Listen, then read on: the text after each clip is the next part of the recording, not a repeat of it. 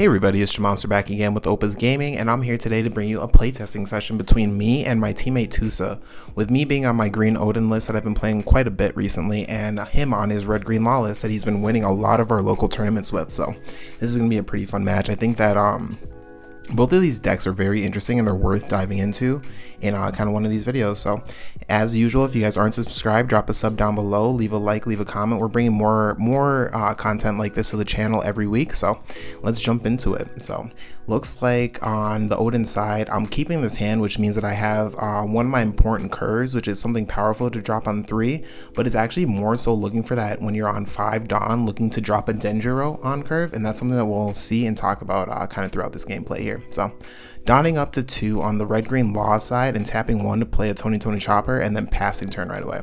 Oh, sorry, I missed turn 1 for Oden was just tap 1 for a Julio and putting it on the board. So here you're gonna see me do something that in the past we've really talked a lot about not doing, and that's putting your searchers onto the board before you're getting into like a deep game state where you can protect them.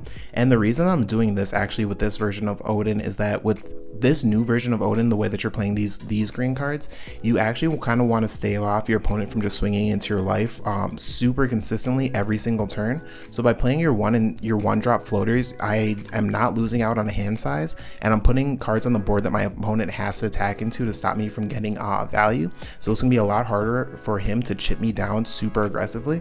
So that's just something to talk about. You'll see that in my playstyle kind of going throughout the game. But here we think about dropping a 2k counter because it's just 1 card in hand to stop the Tony Chopper from being able to kill our Momonosuke, but we decided to just let it go because it's going to die regardless. And then we see a 5k swing at leader that we take, and we see Vista come down as well, popping the Jewelry Bonnie. So he was able to clear my board, but here I'd rather him do that than be able to like get in aggressively at life and then drop something powerful. So on my turn, all I do is attack into the Tony Chopper and tap 5 for Denjiro, and that's all you really want to do because this is setting us up for a game state that we can actually go very hard in the mid and late game, as you'll see here. So we're pretty much set up here, and the law player is still setting up some of their plays. They're doing all the things that they wanted to do in the early game, which is kind of get a little bit of board control and build a board. So we're both actually sitting at a very good spot right now. So you see me taking the life here, and that's because we set our Momos and Bonnie up in the early game so that we didn't have to take that first couple turns of damage, so we can afford to take the free damage here. So we're still up on life. It's 4-3 right now, and you see that the red-green law is just setting up their board so they can do a big shambles play on this turn, and this is actually a beautiful play. So he taps out all his Dawn, drops his 1-drops, and now he's tapping 2 to play out the green law. The green law is going to come back and pick up that Bonnie that he left rested to play out a Nami. So the Bonnie got him a card to hand, this Nami's getting him a card to hand, and now I don't have a free card to swing into on his side of the board. So if I want to do any swinging and any get any use out of my Denjiro, I have to swing at his life. And at this point in the game, he still has 3 life, so he can take a free life, go down to 2, and that's really what he's looking to do. So he's in a great spot here too. Going into my turn, Denjiro, it's my turn 7 turn, and this is my utility turn. On this turn, a lot of what I try to do is get a lot of resource on my board, and I'm not going for game as of yet. So what I do to start my turn out is tap 4 for Yamato. I'm resting down that law blocker, and I'm swinging at it for 8. So what I want to do is eat a couple cards out of hand here and get my combos going. So tapping out the 4 and then swinging with Denjiro restands 2, so I actually only tap 2 for that Yamato, and you can't even get that kind of value in Kinemon. So that's just showing some of the advantages that you get from Oden that you just don't get from other leaders, and why he is actually a leader that has a unique playstyle and deserves his own lane in the One Piece TCG. So here I'm thinking about how I want to follow up that 8k swing, and it's by swinging 9. I'm looking at my hand, I'm like, yeah, there's nothing else I want to do for the turn. I'm not setting myself up with any abilities other than just this one with Oden, and that's perfectly fine. So we're doing the same thing here. So we're swinging with all of our Dawn onto the rested character, getting to the clear, and then we're activating leader effect to pitch the 8 cost Oden, restanding 2, and we're tapping 2 Dawn to play out a Momo. What this does is it makes it, he has a lot of 1-drop cards, so it's going to be easy for him to swing into the Momo, but it's going to be a little bit harder for him to Dawn up all his cards and swing super wide at me. And that's the reason that we wanted to play the Momo right here, because we weren't sitting on like a Punk Gibson, and we also wanted to kind of float out our hand. So 7k is a really hard attack target to kind of pick, so the first thing I think that he'll do is target the Momonosuke, and that's just 1 attack on the field off the board right away, which is probably going to be the Nami, but we'll see. I really want my Denjiro to be able to live here. And yep, Nami is going to turn sideways straight away. And we'll see how the rest of the turn goes here. Tapping 2 for a Bonnie, which is totally fine. As you see, I'm still on a lot of cards in hand, just because most of the cards that I played on the board are just kind of like floater cards. So either they're going to come on the board and let me take something from my opponent, or they're going to come on the board and let me get some advantage. So I'm deciding here on how he wants to proceed. I know that he's kind of looking at his board. He definitely wants to shambles this turn, so he has to leave. It looks like the 3 Dawn is up to tap 1, play 1 more 1 cost, and then tap 2 for shambles. We see a 7k from leader come in here, and it was a trigger card, and this is where we have a quick conversation. So we're rolling it back a second just because we're hanging out and talking, and I'm thinking about triggering the Paradise Waterfall. So Paradise Waterfall has a bunch of uses, and I'm thinking if I want to burn it here, I have to hit a Jewelry Bonnie or a Nami, and obviously the Jewelry Bonnie is the best choice. But if I hit the Jewelry Bonnie, he still has another Jewelry Bonnie, so I have to attack into it with something else. And ultimately, if I'm attacking, spending a turn, half my turn attacking into them, I'd rather just commit to attacking for the turn. So I end up taking it to hand. If I would have triggered it, it would have kept him off of his law play. But looking at the general game state, since I'm going into one of my most powerful turns, or one of the start of my most powerful part of the game, which is the end game, I'm perfectly fine with holding the Paradise Waterfall so I can properly protect my Denjiros and stuff, and then letting him have his board, because he has to deal with my board, and my board is going to attack into his board a lot smoother.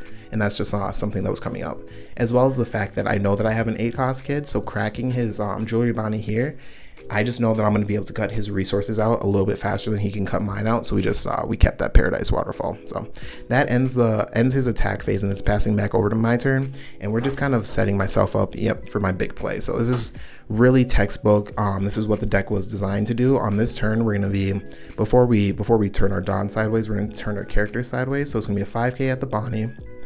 We'll see a 6k at leader because we don't have any other character cards to rest. And since we're going into the late game, if we push him down to 2 life here, it's pretty much our game at that point. So we eat the 2k, which is exactly what we want him to do, so that he has less to defend with for the future attacks. So these attacks are going to start getting big, and we're tapping 8. We're playing out Oden. We're going to attach a Dawn onto Denjiro to swing and resand 2 of the Dawn that we tapped for Oden.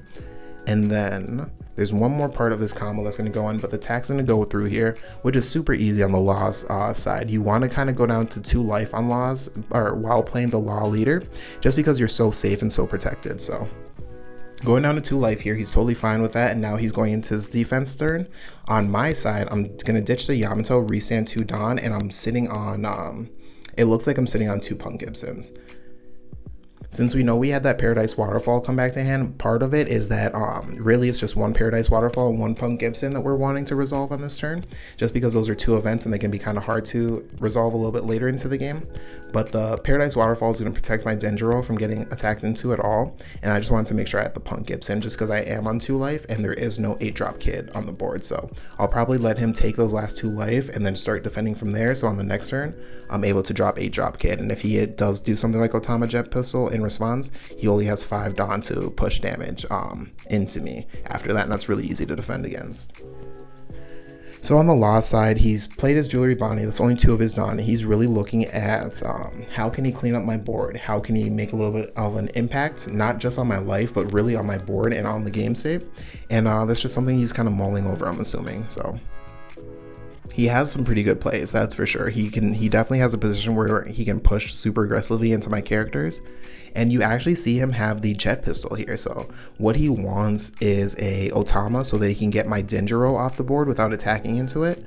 But if he pump fakes that here, or if he takes my pump fake without killing the Denjiro, then I slam down an 8-drop kid, and it's a little bit harder for him to deal with. So that's what we're hoping for. We see a 10k onto, or 5 Dawn onto Law, which is going to push him up to 11k, and we're going to swing 11 into Denjiro. He knows that I've got Dawn up, so I'm tapping 2 for the Punk Gibson right away, which is going to hit his blocker, and that brings me up to 11, so he's taking 1 more card from me. In order to make sure that I stay away from him being able to drop the starter deck Law, restand his big boy Law, and then attack into the same card, I'm going to use my Paradise Waterfall, even though I can just 1k counter out. And what that lets me do is restand Denjiro, and he can't attack into Denjiro again. So this next attack has to go into Yamato, and she can go. We're not too worried about the Yamato when we have so many other powerful cards on the board, but I'm assuming that we're seeing a starter deck Law come down here just because we invested so much Dawn onto the one character. But we'll see. It's not necessarily just black and white like that. He does have another blocker Law, so the blocker Law can come down, pick up the defender Law or the defender Capone, and put out a new blocker, so his board is kind of protected, and that's exactly what we're going to see come down. So picking up the Capone, putting back the Capone so that the effects of Punk Gibson aren't as knowledgeable or like as bad, but that was a really good play. So going back over to the Oden side, we see, yep, we're entering the refresh state phase. I'm just looking at his board like, okay, so we have a rested blocker, standing blocker, 2 life. What are my intentions on this turn? I think that I'm not going for game again, so we're trying to clear board. We're gonna attack board again. I don't have the gas quite yet to go for a game, so we're just gonna swing 6 into the rested one just to pull a 1k out of hand. And then I'm pretty sure that you're probably gonna see either another Oden come down or 8-cost Kid. On this turn, what I really want to do is either tap 8 for 8-cost Kid or tap 3, restand Oden, restand the 2 Dawn that I put out or 2 of the 3 Dawn that I tapped out for Oden, and restand those with my Denjiro, and then use all my Dawn for a big attack. So yep, we're gonna see AK go right back into that Law. This is our 3rd attack into the Law, and really we're just sucking resources out of our opponent's hand here so that we have an easier time going at life. We already saw him block with the chump blocker. This AK is a pretty big deal because he saw me restand 2 Dawn, and yep, he's gonna burn the Radical Beam here. This is actually a really cool play because he uses 1 card, the Radical Beam, but it makes sure that he's not taking any life damage on this turn, which is really important because if he goes on to 1 life on this turn and then doesn't make a really impactful turn on his next one, it's going to be a bad news. Even though he has less defense for kind of the long game, in this situation, he is like playing it out correctly because he has to reserve as many attacks to life as possible. So I clean up the Jewelry Bonnie here, and then you see me, yep, we're gonna tap out all 8 that we got after all of our combos, and we're gonna put down a 8-drop Kid. Now in this situation, I don't think I'm able to pass, even though I'm light on cards in hand. I have to discard 1, restand 2, yep, and we see a 2k counter come down.